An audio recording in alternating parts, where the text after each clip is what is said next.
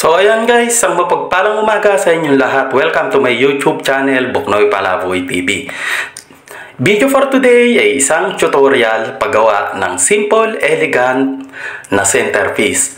Ito ay mula sa materyales na kawayan.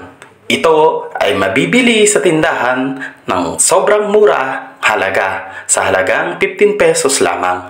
Kaya ito ay simpleng patungan lamang ng ating kaldero kawali, pero ito ay mabibigyan ng kakaibang disenyo kung palalawakin lamang ang ating isipan. At syempre kailangan nating maging malikhain upang mabigyan ng magandang hugis ang ating simple, elegant na centerpiece na mula sa materyales ng kawayan.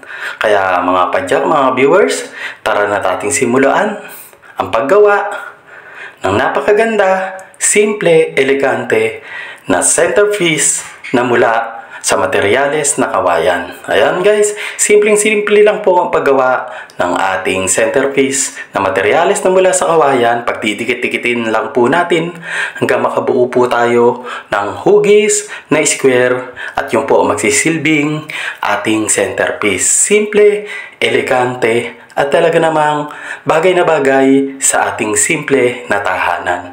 Siyempre, pwede rin sa kusina, sa salas, sa kwarto. At talaga namang ikaw ay masisiyahan sa kalalabasan ng materyales na kawayan na mabibili lamang sa murang halaga.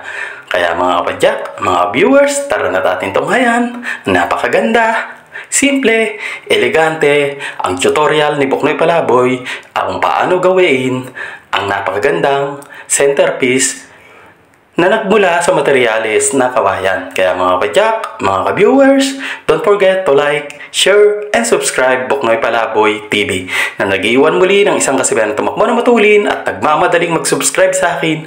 Lahat kayo ay pagpapalay. Kung ikaw ay bago pa lamang sa aking channel, huwag kalimutang pindutin ang notification bell upang mag-updated sa mga bagong video na ina-upload ko. Kaya guys, don't forget to like, share, and subscribe Buknoy Palaboy TV. Mega love shoutout po pala sa lahat ng sumusuporta kay Buknoy Palaboy TV at sa lahat po ng grupo ng Bay Bikers, Junior Kulakod, at lahat po ng sumusuporta at walang sawang laging tumatangkilik sa mga video na ina-upload ni Buknoy Palaboy TV. Kaya guys, isang mapagpalang umaga sa inyong lahat, maging malikhain upang maging maganda ang kalalabasan ng ating proyekto. Isang mapagpalang umaga sa inyong lahat mula kay Buknoy Palaboy TV.